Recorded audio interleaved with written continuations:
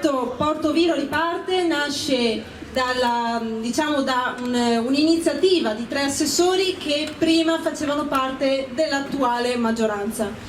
Nasce io dico sempre, il nostro progetto non nasce contro qualcuno o contro qualcosa, ma nasce in maniera alternativa a quello che oggi esiste. In maniera alternativa perché ci siamo resi conto che in questo momento storico sono necessarie scelte e azioni coraggiose. Non abbiamo bisogno di freni a mano, ma abbiamo bisogno di motori propulsori che ci facciano, superare gli ostacoli. Oggi Porto Viro, è vero, tutti siamo stati colpiti dalla pandemia, ma non si può sempre trincerarsi dietro questa scusa. Porto Viro è dal 2016 che sta perdendo una media di 100 abitanti all'anno e per la prima volta nella storia siamo scesi sotto i 14.000 abitanti, non era mai successo.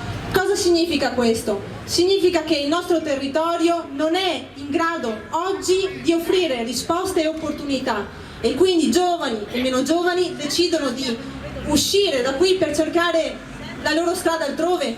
E come biasimarli?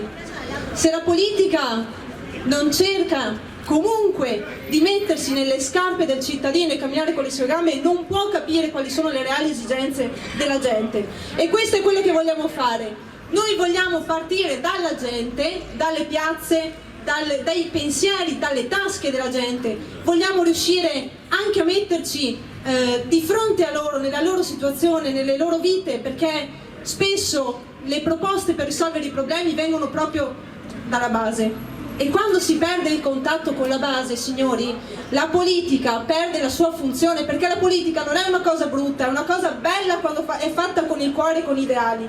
E la nostra lista vuole fare questo, ha progetti, ha idee, ha voglia di fare, tutta gente comunque che nella vita ha una propria professionalità, un proprio mestiere. Io giro tutta Italia, da sud a nord, e non c'è un posto in cui non imparo qualcosa, in cui non vedo un imprenditore, una persona che mi insegna qualcosa. Basta guardarsi intorno per capire quante energie vadano liberate. Come? Con uno Stato che torni a fare il suo dovere. Il dovere di uno Stato non è essere oppressivo, inseguire, mettere le mani in tasca ai cittadini. Lo Stato deve sostenere l'impresa, deve sostenere i cittadini che vogliono creare lavoro. Questo è il modello di Stato che vediamo, leggero, che si occupa di difesa, di scuola, uno Stato che si occupa di giustizia, uno Stato che si occupa di difendere i confini dall'immigrazione illegale. Io sono uno di quelli che pensa che l'immigrazione sia un fatto fisiologico, naturale. Se tu hai bisogno di persone che lavorano e non ci sono, magari le puoi prendere pure da fuori,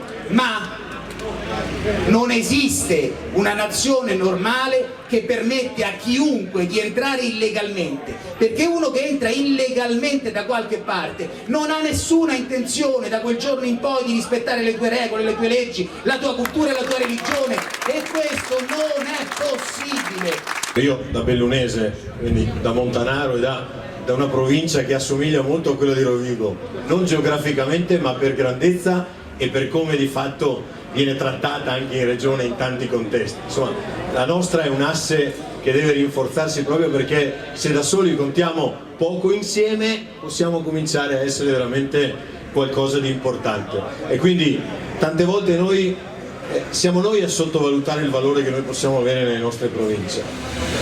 Invece dimostriamolo con un ottimo risultato di Valeria e poi con il lavoro che Valeria sarà in grado di fare, che è proprio attraverso gli uomini e le donne che esprimiamo nei nostri comuni, noi siamo in grado di essere il partito di riferimento di tanti cittadini che oggi oggettivamente sono un po' frastornati da questo centrodestra in ordine sparso, ma che sanno che se c'è qualcuno che ha puntato e da sempre per l'unione del centrodestra, quelli siamo noi e quella è anche Valeria. Quindi in bocca al lupo a Valeria, in bocca al lupo a tutti quelli che hanno deciso di correre con noi e grazie a tutta la tanta classe dirigente che è sempre al fianco dei nostri candidati. Grazie a tutti.